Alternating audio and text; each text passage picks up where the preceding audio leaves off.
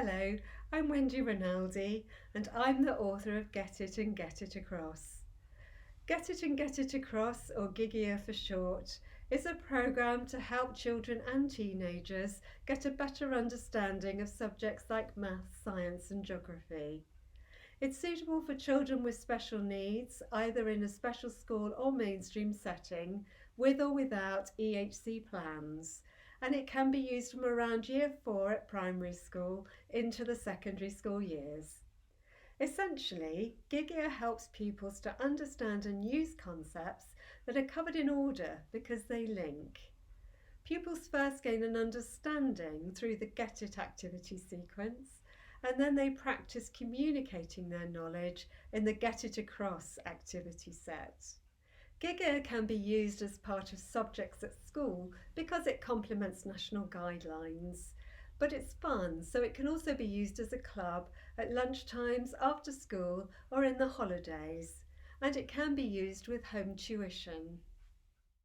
In GIGIA science, there are 7 key areas: humans, animals, plants, seasonal changes, matter, forces and energy, planets and the concept of space. The sections on life processes and living things start with humans because otherwise pupils can be confused when it comes to the differences between themselves and other animals. If you start with humans, so pupils get a good understanding of what's happening in their own bodies, they can then enjoy the differences. For example, that birds don't chew their food.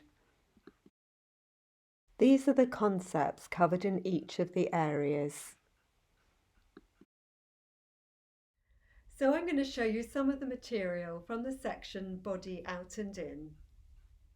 The section on humans starts with outside body or external body parts.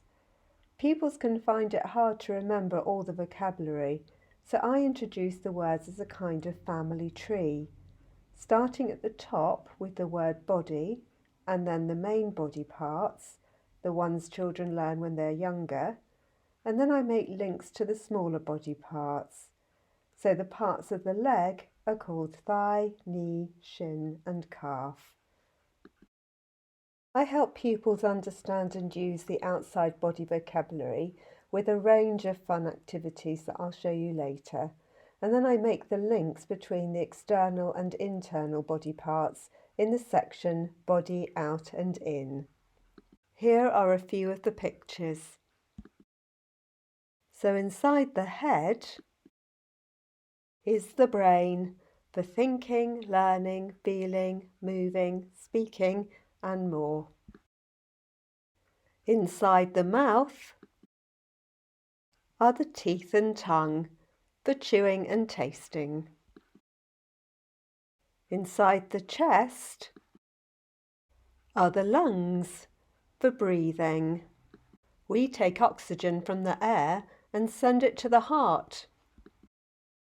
So each concept, like outside body, body out and in, body needs, animal categories, plant parts and photosynthesis, common materials, seasonal changes, forces, atoms and particles and so on, are covered one at a time with this activity sequence. Each activity sequence begins by helping students to understand the concepts and then to use them, both practically and also to communicate their ideas, firstly by naming and then explaining. Explaining is the hardest part because it requires organisational skills as well as remembering the words.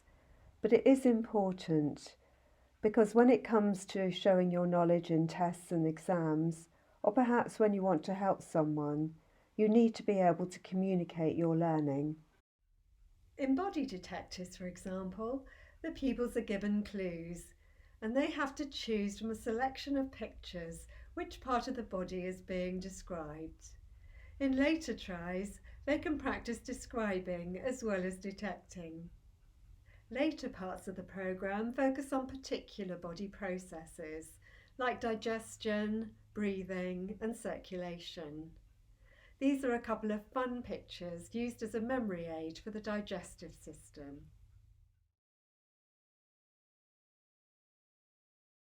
Digestion starts in the mouth.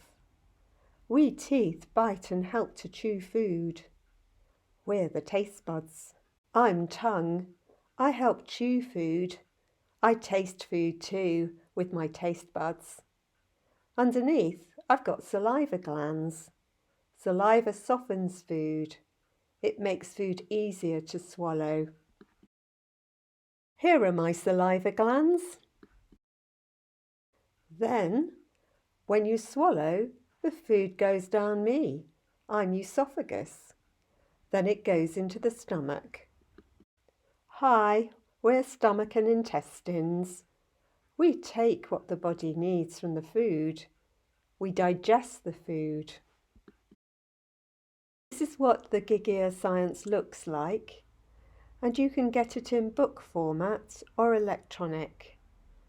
If you choose the electronic, we recommend storing the files on a laptop, and then you can hook up to any screen with the relevant cables to enable larger images. There is an assessment that helps you identify gaps in the pupil's knowledge and to monitor progress. You record your assessment findings onto the summary profile, and this enables you to see progress at a glance. So on this example, all the items the pupil knew on the first assessment are shaded in green, and the progress on the second assessment is shaded in orange. This is one of the pictures used to assess the pupil's knowledge of matter changes, liquid, solid and gas. The teacher or therapist starts by pointing out the key information in the pictures. So pointing to picture A, this pan has milk in it. Then B, this one has ice in it.